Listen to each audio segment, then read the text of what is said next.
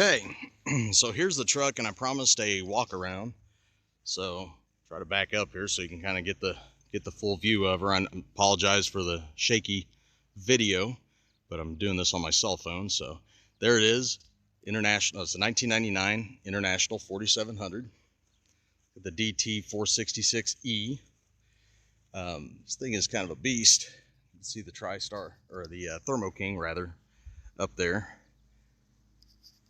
Try to keep this as steady as I can. I'm not doing a good job. Sorry about that, guys. But yeah, she's a mean truck, and pretty powerful. She works pretty well. I keep saying she. Apologize for that. But yeah, two great big tanks on either side. It cost me, when I brought this back from Indianapolis, which is where I bought it, and I got to back up way back. You can get a look at it. I mean, it's not huge. It's a 21 footer, but as you can see, I think she'll be plenty big enough for the projects that I want to do with her. And the only reason why I haven't gotten started with her just yet, here, let me pull out the keys and kind of show you here real quick. Maybe on the other side, you can see I've got there's a padlock on here.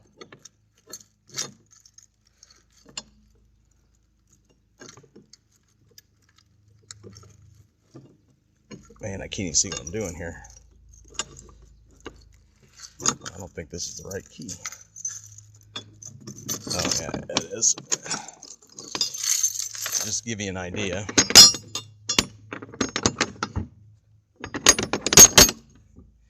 Go ahead and raise her up a little bit. You can see in here a lot of cool air coming out. I just had it running with the AC unit. Let's see if I can pull myself up here real quick. Again, apologize for the shaky video. Well, let's see here. Nice and cool in here, but as you can see, there's just a ton of stuff in here. My sister has asked me to allow her, or to help her move all of this stuff to a garage sale that she's going to have here in a couple weeks, and she's looking to get rid of all this stuff. So this is the reason I haven't been able to really get started on the project just yet. But to give you some idea, you can see this. There's a side door over there. There's a great big Thermo King unit that sticks out on the inside that actually protrudes from the front wall about 2 feet. So, and I've kind of decided to keep that on there. Even, you know, some people have said, you know, it'd be a good idea to take it off. And number one, it'd be a real pain to take it off. And number two, you know, it is a lot of weight, and it probably would save with fuel economy, but I really don't plan on driving this all that much. You know, it's not like a daily driver or anything. So, plus it'd be nice to have it, because that Thermo King actually does a really good job cooling this entire 21 foot box down very quickly. I had that turned on a little bit ago. I try to make it a point to turn it on every so often,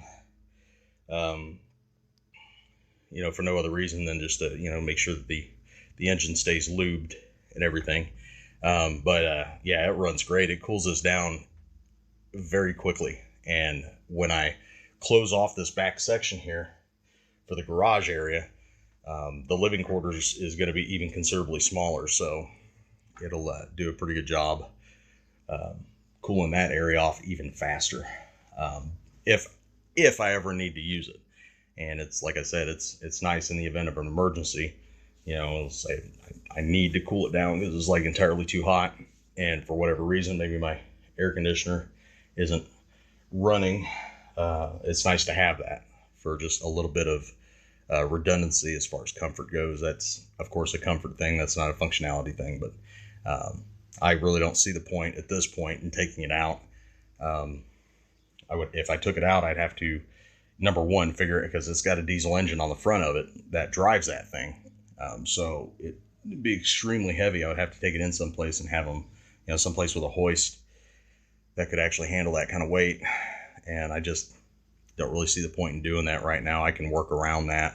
I mean, it's up high, it's not really in the way, and there's a lot of different ways I could utilize the space underneath it as storage, or what have you. and I don't know exactly what I want to do yet, but I don't have any idea what I want to do with that portion over there yet. That'll definitely be like the living quarters, or part of the living quarters, but I don't know exactly what I want to do.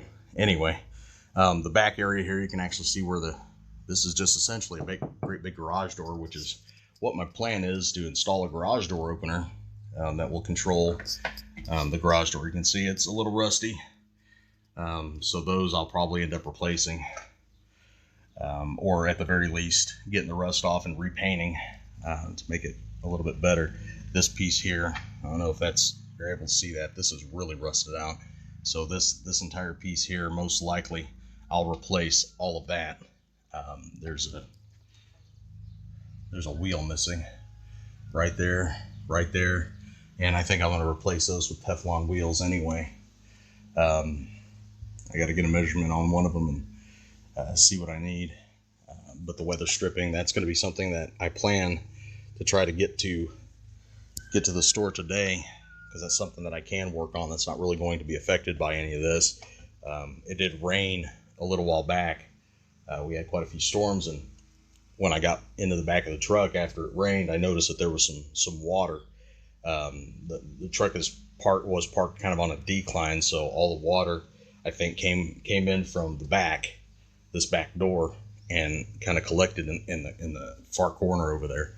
So that tells me that this back door definitely needs to be sealed properly. So that's something that I'm going to work on. That's as kind of paramount importance. I don't want it leaking water in here once I start the build, as far as the start putting in the walls and everything else. But yeah, it's a really good space. It's really well insulated. It does a great job. I can come out here at noon, and it'll be nice and cool in here typically. So, and that's without the reefer unit or anything else going. But even when I close it up, even despite the gaps in the back door, it still cools very, very quickly back here. So, and it retains it for quite a while. But yeah, I promised a quick walkthrough, and again, this is the reason why I haven't so far gotten started on it. There's a lot of stuff in here. Pardon our neighbors going down a gravel road out here. But that's essentially the big box truck. It's 21 feet long. It's roughly, I think the interior dimensions it's not 8 feet wide. It's over 7 feet though wide. I wrote the dimensions down, so I have those. It's plenty tall enough. I'm 6 foot tall, and I've got plenty of clearance, headroom clearance, walking through here. So this is going to work out really well. I think one of the biggest issues that I'm going to have is making sure the thing is level, because quite frankly, it doesn't sit level. But I think some leveling jacks will handle that pretty effectively, and maybe some blocks to park on or something like that to level it out. But on a nice level road, typically you're not going to have that problem. I'll tell you what. The floor is aluminum. See that? It's got a full aluminum floor. These mounting brackets here on the wall, I'm not sure if I'll keep them yet, or if I'll take them down, or I may keep sections of it.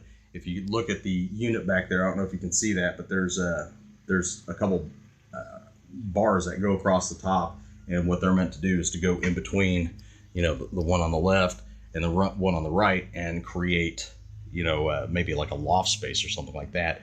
I haven't decided yet, but before I take them down, I want to have some idea of what it is that I want to use them, or whether or not I want to use them. So I may use them up toward the front for like storage or something like that, but they're heavy duty. They'll be able to handle a lot of weight. So I don't know. The truck in itself, pretty good condition. Like I said, overall, there's not any big gashes in the back. I can see where some spots, like here, they had bumped it, but they filled it in immediately, so, and a lot of this is going to get covered anyway, with something a bit more aesthetically pleasing.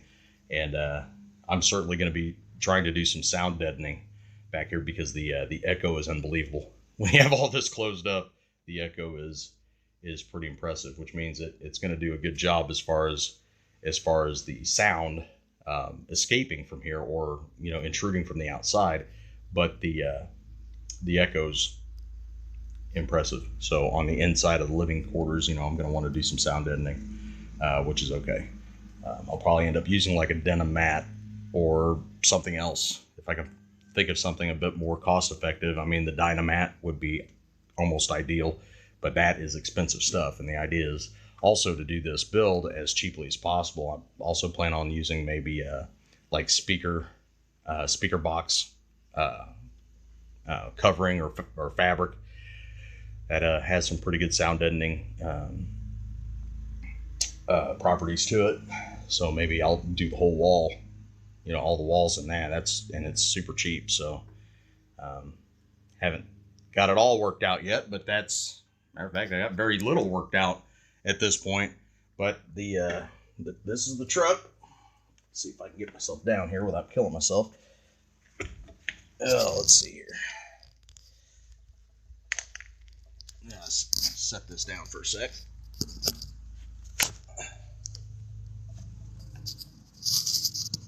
Okay. So that, and of course, that's up so high I can't reach it now. Awesome. Apologize for that. I got two hands to try to do this, and really only one because I'm holding a camera. Slap the lock back on here. Got to protect her stuff. One of the other things that I'm going to probably be one of the first projects that I'm going to work on is, I don't know if you can see that up there, but on the top of the box, there's a lip right there at the very top of the box. I think this is going to work out really well for mounting the framework, for the solar. And that will be absolutely something that I'm going to be doing very, very soon. I have every intention of doing that, getting as much of the exterior work done before it gets cold this year. So the solar panels are certainly going to go up there. And I talked about a solar absorber and solar evaporator. I would like to have those up there. I don't know if I'll get to it this year, or if that'll have to wait until next summer. I haven't got that figured out just yet, but the solar is absolutely something I need to do so that I've got power in here. And then the false wall, and I'll have to figure out the plumbing and the ventilation. One thing that I'm definitely going to be paying a lot of attention to is the ventilation. I'm using the rule of 3 as far as my guideline. And obviously I have to take into consideration things like weather. So I'm in the Midwest, and our winters here are horrible. So I want to make sure that I'm going to be able to take advantage of this. I will be staying out in this every so often, as a means of testing as I go along. And I will be doing videos when I do stay in here, so you guys can have kind of an idea of what it's like as you're going along. But I have every intention of trying to do things in a certain order. Like I said, the rule of 3s. You can live 3 minutes without air, so ventilation is at the top of the priority list. You can live 3 days without water, or 3 hours, I'm sorry, 3 hours in the elements. So taking care of the thermal issues, and basically the leaks, the water, that's second on the list. And then 3 days without water. And so water will become an issue. We'll do water and plumbing,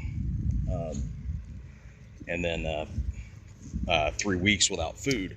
So, and unfortunately, that's like the one thing with this box truck that I will not be tackling. I'm not going to. It'd be nice to have like an aquaponics setup in here or something to that effect, which would be really cool. But I don't think that would work too well with a vehicle that drives down the road. I think the fish probably wouldn't like that. But that there is the box truck, as promised. I'll give you kind of a walk around and see what we're working with. Incidentally, there was a comment that was left from a producer from HGTV, and basically they, wanted me to apply for the show that they have. They've got, I guess the show's called Tiny Homes, Big Lives, or something like that. So I'm considering that. So if you guys have any comments or questions or comments regarding that, I'd like to hear your opinions of whether or not you think I ought to do something like that. But we're going to be getting started here real soon. Like I said, I plan on hitting the home improvement store here real soon, and it probably today if I can get out there, find the time to get out there. But in order to work on the seal for the back garage door, is what I'm going to call it. It's back roll-up door, but it is essentially a garage door, and I have every intention of putting a garage door opener on there because I just think that would be cool. But to look at this from the outside, I have zero intentions of doing too much as far as altering the way it looks on the outside. For no other reason, I am going to be adding, you can see these steps down here. This is more like a ladder, but I'm going to see if I can't put in some kind of retractable, steps to make it easier to get in and out of the thing, because it's not easy to get in and out of this. So that's something that I definitely want to address. And being somebody that has shoulder and knee issues, it's going to be better for me to be able to get in and out of this as easy as possible. But that's the big beast there. And I hope you guys are excited as I am about these projects. It's going to be, very interesting, all the different kind of technologies that I kind of want to dump into this and make it as sufficient as possible and turn this into more or less a tiny house or an RV kind of setup, toy hauler, whatever you want to call it. Because that was the other thing, is in the back there, I'm going to be engineering a loading mechanism to load up my motorcycle so that I can tote around my motorcycle when I'm out and about. And that's going to be far more economical and far more fun to drive it than to try to drive this thing all over creation. So with that being said, guys, please leave your comments. Let me know what you're thinking. And thanks a lot for watching. Like, subscribe, visit us over on Facebook and Twitter. And, and of course, come on over to iGreengineer.com. Thanks a lot.